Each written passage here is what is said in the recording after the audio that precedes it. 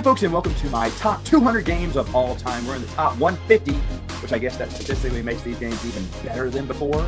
Obviously, each game is better than anyway, let's go to 150 here. It is King Domino / Queen Domino. I know they're separate games. I kind of group them together here because they're technically the same game. Queen Domino is a little bit more, what's the word, advanced maybe? It's not really that advanced, though. Both of these games are really fun. I'll be honest, I play King Domino a lot more, not because I dislike Queen Domino. I think Queen Domino is probably the better game, but King Domino is a little bit easier to teach the people who haven't seen the game at first. And when we want to play again, then we'll play a game of Queen Domino after a few rounds of King Domino. I have the the Giants expansion. My nephews will not play without that. They want to make sure that they can screw other players in the game. But it's a really fun game where you're just matching up these domino pieces, trying to get the biggest area with crowns that can multiply at the end of the game, give you some points. You're trying to get designs or different in-game goals. And it's a lot of fun, very simple game to play. Hopefully I'll always have this in my collection. Number 149 is a game that a lot of people love. It was in my top 102 last year, and now it's dropped a little bit. It's Lost Ruins of Arnac. A lot of people love this game. It just came out with a co-op version, what do you call it? A legacy game, a story mode game. I did not know that's what the expansion was when I bought it. I'm not going to play that, at least right now. I'm not at my point where I will just play Lost Ruins of Arnac all day. I just can't. I can play it once and be good. And this year we only played it once, period. It's a little bit of a tricky game to get used to.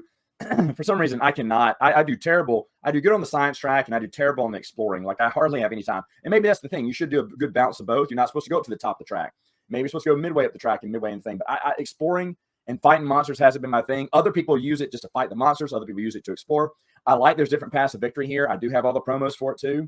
I do think it's a very beautiful looking game. I bought the that new version, not expansion, but that just what's it called? I don't know, co-op version. I didn't even know it was the co-op version. I just bought it because it said Lost Ruins of Arnac. But when I saw its drop, I was like, I'm not playing this. At least not anytime soon. I'm keeping it for right now. The rules are very straightforward. I hear good things about it, about some kind of story mode, but I don't know. Again, I should have read what it was before just buying it, but that's just me, right? And Lost Ruins of Arnac as a game is fine. It is good. It's everyone's hyped game. And when I got it, it was after the hype. It was after everyone had just been, people still rage about the game. And it's a good game. They should. But, other than that, though, it's not, one just a top 100 this year just because it didn't get played. I'll keep it in my collection for now, because like I said, I'm fine playing it. I'm not against the game. Boy, I'm sounding like I don't like this game now. I love this game, which is why it's in my collection. However, the reason it's dropped out of the top 100 is, I only played it once this year. And, it's just not one of my games I'm playing all the time like everyone else. My taste is very different from the average board gamer. It is. I don't know why that is. I try to like the games other people like because that's the games, other people want to play. But a lot of the time, what's hot for someone is not for me. And I don't know what that is. I don't know what it is. Maybe my likes are different. I mean, people right now are not paying attention to me. You're looking in the background at other things. You want me to switch my background?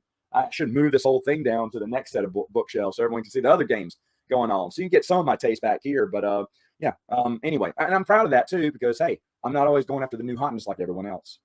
At number 148, Queen Games is back in it with Old London Bridge. This is its, I think it's sophomore year on my list here. Let me check, make sure. This is the second year on the list, and it moved up a lot. Really fun game. I don't hear much about it once it came out. It just kind of disappeared. But you're grabbing these buildings in ascending or descending order. I can't remember right now. And every time you're doing it, you're getting an action. And the action is the color of the shields. And there are certain buildings that don't give you any particular action. They just give you all 4 shields so that future actions will be even more powerful. And what happens if you can't find a number that's going to keep on going up or down or whatnot? Well, if that's the case, then what you will do, and it's down, I think it's, you got to get lower and lower. But anyway, what you do is you get this like tree, and it's a tree you put in. It doesn't really give you anything, but it does give you a shield and lets you restart your numbers again. The game is always different no matter. You're playing cards to grab these buildings, to go up these tracks, to get victory points. Kind of straightforward. I like the look of this. I like the board as these 2 bridges where you're sticking things up. It's kind of vertical. It's kind of a 3D board there, which I think is neat. And the game is super fun. I don't know what the price is on this. Obviously, Queen Games comes out, and I always think they're overpriced for the amount of stuff you get in the game. But after a while, it dips down to just bargain prices. So I don't know if it's there yet. I didn't look this up earlier. But Old London Bridge is really a good game to play, and I love it. I love it. It's already in my top 150. At number 147 is another game I've had in my collection for years. It is New Bedford. New Bedford is a very tight worker placement game. You got like 2 workers, and you're at gathering resources to build ships, to go out to sea, to hunt for whales. And then while the ships are out there, whaling, you are in the town trying to generate as much money as you can because you're going to have to pay to process these whales to get the victory points. And it's really a run. All the rounds are really quick because you only have 2 actions, like I said, each time. And you're also trying to build on your side of town. Everyone has their own side of town. And you can build any buildings. All the buildings are unlocked. And you just start building buildings. You get victory points for those buildings. And if people start using those buildings, you'll get some other stuff too. So there's a big crutch. And it's not always the same buildings we always go for. You start getting combos in your town, then everyone's going to go to your town. Now there's a center, the center of the town, which everyone can place in those buildings. But the thing is, those spots go quick. And there are better buildings out there that you can buy. Sometimes you're just buying it to get points. Sometimes you're buying it to help out your particular gameplay, whatever it is. But like I said, it's a rush to build ships. Then a rush as they're whaling every turn. You're trying as fast as you can to get as much money, especially if you're catching a lot of whale. Because if you can't process the whale, then other people can buy it and process it and get the victory points. So you need to watch out for that. So it's all this big race back and forth. You do need the I can't remember what's called, Rising Tide, whatever expansion. You do need that one because sometimes you spend all this effort to get a ship out to sea. And if you're last place in a lot of these cases, you're coming up with nothing. This drawing from a bag. And sometimes there's just plain water tokens. And that sucks that you spent all this time and you're not catching any whale. So what they do is in the expansion, they give you this deck that kind of gives you just a consolation prize, which makes it a little bit better. Because it does suck to go whaling and catch maybe 1 the whole time. You basically just waste your time and you're not going to win in that case. So what New Tide Rising, I'm just going to call it that since I don't know the expansion's name right now. That's the one that just keeps giving you some type of something to help you out in the game, to keep you in the game, as well. So I do love it. I play with it. I even have the little white whale promo, even that's not that big of a deal. But New Bedford is a really fun game. You should check it out. At number 146 is Jupiter Rescue. I never see anyone talk about this game. I remember, what was it called? The Secret Cabal. Jamie from the Secret Cabal. He put out a list of his most underrated games, and this was one of them. Now, I know Twilight Creations Inc. They created another game that I love. It's going to be higher on my list this year. But I never heard of Jupiter Rescue. I decided on his recommendation to get it, and it's an awesome little co-op game. It doesn't get played as much, like I said, about once a year because co-op's not that big of a deal. But I really do love it because you're basically just taking about 5 action points, and you have your robot trying to rescue people off a space station they're getting infected with these alien viruses, and it's turning them into aliens. You'll switch out the pawns for aliens if one alien ends his turn on a human. And so an outbreak can happen, and that's bad because when the aliens take over an entire tile, it breaks off away from the spaceport. And if you lose most of your pieces from the spaceport, you're going to lose the game. So you're trying to rescue, I think it's 28 humans in time, and it is wild, crazy fun because you're trying to move everyone, plus blast, because an action point blast a freak. They're called space freaks, but you have to be on that tile to blast them. Unless you have special cards, you have a permanent special ability and then special cards you can play in your hand. There are so many things that can go wrong in this game, and you can, by flipping over the tiles, you can change over the difficulty, however difficult you want to make it. But it is so much fun, Definitely underrated game. You never see this game used, and that tells you. So I think Jamie may have said that you never see the game used for sale because everyone who bought a copy is keeping theirs, and that's true. I went on Twilight Creations Inc., bought me a copy, and I've been playing it ever since. Excellent game, Jupiter Rescue. At number 145 is an excellent, beautiful worker placement game called King's Abbey. You're assigning your dice, which is kind of like peasants maybe, to help out with the Abbey, to get more people enrolled in the church, to help you out in the monastery, to fix it up. You're defending against the darkness, so you got to build up defenses all the while trying to build other buildings to get victory points. You need to gather enough food to pay your people. You're going on crusades. You're doing just everything. And it's a little bit dice placement there, because whatever dice that you use for your Abbey, you can't use for gathering goods. So you have to balance that out too. And dice for going on crusades. They have to be all the same. And the pit value doesn't matter. They just have to be of the same value. And so sometimes you're getting other people to help you out with your crusade and splitting the profits anyway. So you're making deals too. And there's an event card every round, most of them bad, some of them good.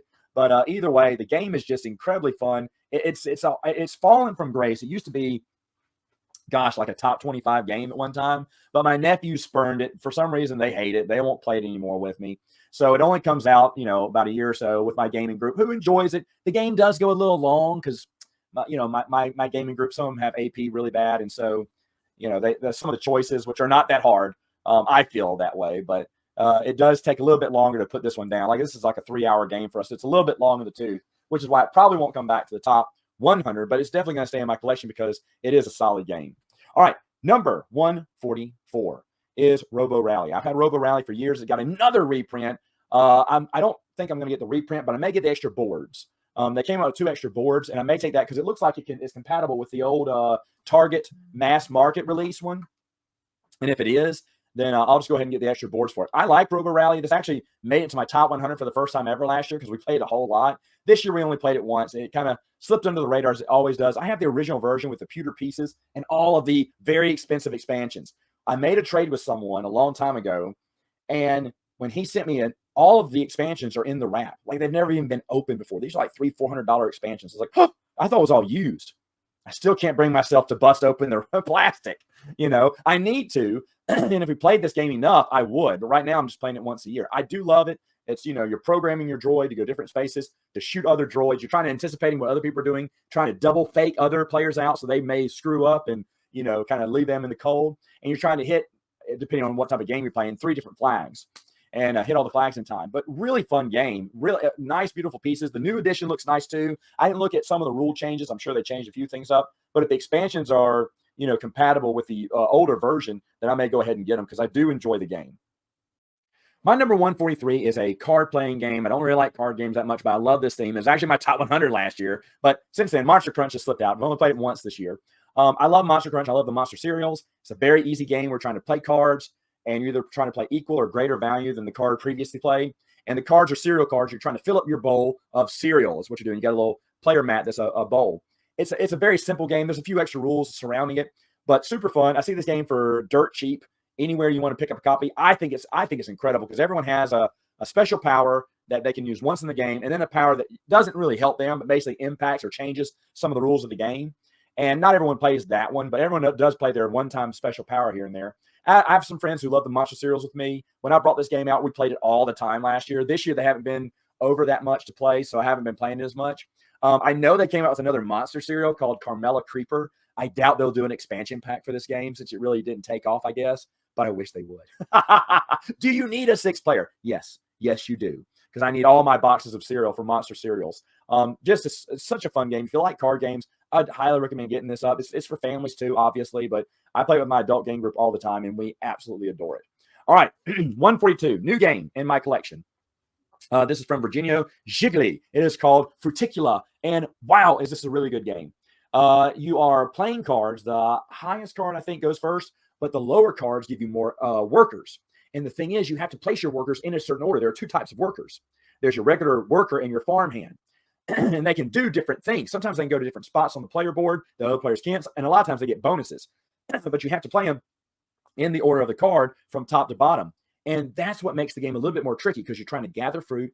And the pieces look great too. This is a beautiful looking game. You're trying to gather the fruit and then process it and jams. And then you're trying to sell those jams on the market. It's got some kind of type of 50s look to it. And I mean, people talk about production issues with the game. Yeah, I wish the trees were a little bit thicker and the box needs to be about half the size that it was. But other than that, I really don't have any complaints about the game. It is super expensive, though. It's not worth the when people are charging like $50-$60 for this, they're just trying to get their Kickstarter money back. It's probably worth a little less than that. I was able to get in a trade, which is why I got it. And I had to get it because it's my favorite designer. But this is a really good one. In fact, when I played it later on after I reviewed the game, I said, "Ooh, this is moving up there." And it didn't make it in top 100, of course, because I'm very conservative on my new games. I try to be as conservative as I can on them.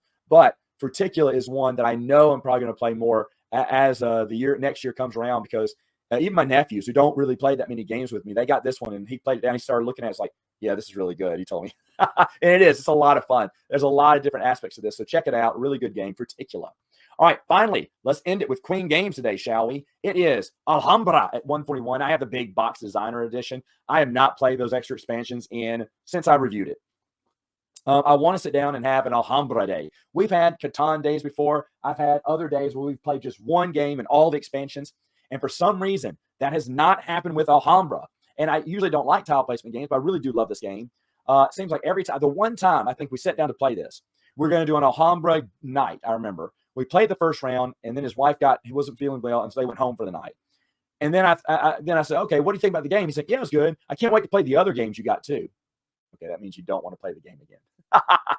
But I do want to start playing through all the expansions again because there's a lot of them I really loved. And I try when I introduce it to the first time to some of my gamers, I just play the base edition.